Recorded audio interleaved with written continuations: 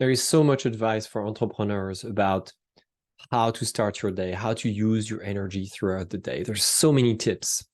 And sometimes those tips are a bit conflicting. They are overwhelming. Just take the topic of the morning routine, for instance. Some people say, well, during the morning, you should not touch a screen. You should wait and do meditation and have breakfast and then exercise and then journal. You've got all of those gurus prescribing what you do, what you should do throughout the day. You should not work more than a certain number of hours and so on. I am not against those recipes, but I am not really a big fan of those prescribed recipes, those cookie cutters way to match your energy with how you're going to spend your day building your business or spending time with your family and friends. I'm not against morning routine. I have a morning routine, but I think your morning routine should be yours and should align with your energy. And it shouldn't stop just to your morning routine. It should carry out throughout the day. One of the things I have observed is that in my case, I like to wake up early, and I wake up naturally around 5 or anywhere between 5 and 5:30 a.m. I have not used an alarm clock for close to 10 years now. This is how my body decides to behave. I go to bed pretty early. I mean, earlier than most people, maybe. But in my case, my day starts, in that range, 5 to 5:30. And immediately as I wake up, I like to stretch a bit, do a bit of movement, grab coffee, and I start to have ideas. It's my most ideal zone of creating insight, for actually discovering insight. So I start writing immediately, and I write until about 7 a.m. But that fairly new routine in my life is not something that just came like this. It's not something that I decided, oh yeah, I'm going to write every morning because such and such does it, and so I should do the same.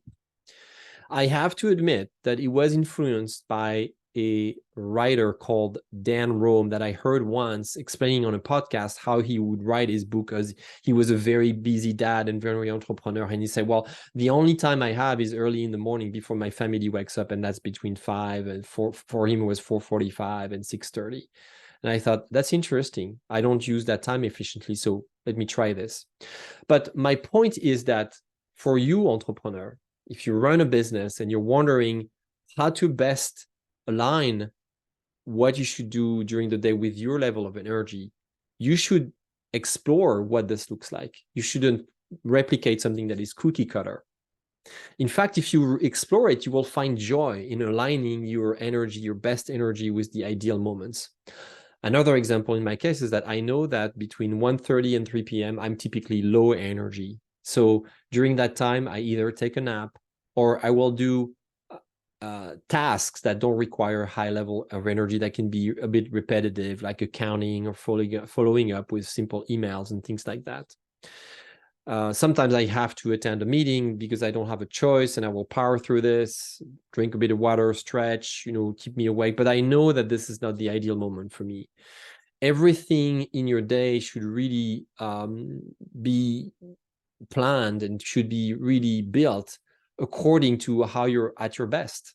This is how you create healthy productivity habit or a healthy productivity practice. I'd like to read to you my definition of healthy productivity so that I continue to discuss with proper and more accurate words, if you will. So I'm going to read from my notes here in front of on my screen. Healthy productivity is the practice of achieving your business vision, not by working more, but by applying your time and energy toward creative, original, and valuable work. Healthy productivity starts by prioritizing while resisting the urge to put out every fire and grounding yourself so that your work expresses your intentions and inner truth, not fear, anxiety, and reactivity. So I'd like to highlight something critical in that definition, which is applying your time and energy toward creative, original, and valuable work, which means that which supposes that you know when is the best time and when you have your best energy, right? And like I said before, it's not something that just comes out of the blue. It's not something you can read in a book. You don't have a manual that will tell you this. You need to go on an exploration. You need to test and do different tests and different experiments throughout the days, weeks, months, with seasons. Those experiments should also take into consideration your lifestyle. Maybe you have kids or you don't. Maybe you have a partner that requires attention at different times. Maybe your business requires you to travel and so on. This is an important part of the process. I am constantly revisiting the way I organize my day, and I've started this exploration now. Oh gosh, maybe years ago. I was always aware of it, always sensitive to it, but I really took it seriously and put it into a research process, if you will. I mean, I know I sound a little bit geeky here, but I put it into a research process to build my discipline of visionary leadership. I did that more intentionally, more seriously, and I took that as a goal of mine to align my energy and my time with the different moments of the time. Maybe I'd say 10 years ago, let's say, okay, roughly. And I've discovered that really how I operate is super important, super critical. So I want to encourage you to build, first of all, to build your own practice of healthy productivity. I put a definition behind those words, and I'll be happy to share it again with you at any point. But I want you to bring meaning into that definition. What matters most is that you put meaning behind healthy productivity. This is really a pillar to become a visionary leader and to build narrative power for your firm.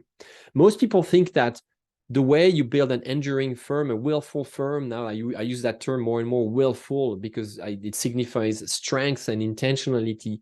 The way you do this is just by saying stuff. Like, communication is paramount. You build big strategy plans, but it's also about how you activate it. There is no vision if you don't develop a way to turn it into reality, right? That's the definition of visionary leadership. It's the ability to turn possibilities into realities, turning possibilities into realities. And that requires to be an active participant, an active leader of that process. What if you don't have the proper energy to do so? What if you're tired when you should be active? What if you're active when you should be resting?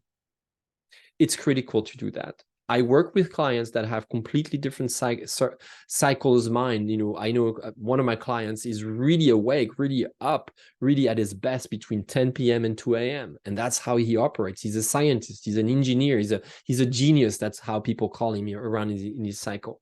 And that's how he works. I have to say that sometimes I find peace and joy and I resource myself late at night, but then I pay the consequence when in the morning I need to wake up, I didn't sleep enough, and I don't spend a good day.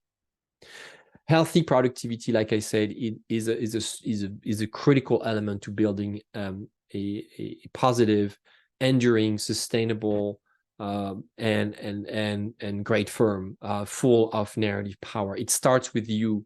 So if you feel like your narrative about productivity is off, if you feel like you're not settled, if you feel like you have actually a toxic narrative around productivity, I encourage you to change that narrative, which is what you do when you have narrative power. You're able to reframe your narrative around productivity through the research of your energy cycles. When is it that you are at your best? So I wish you good luck. I welcome your questions. I welcome your comments.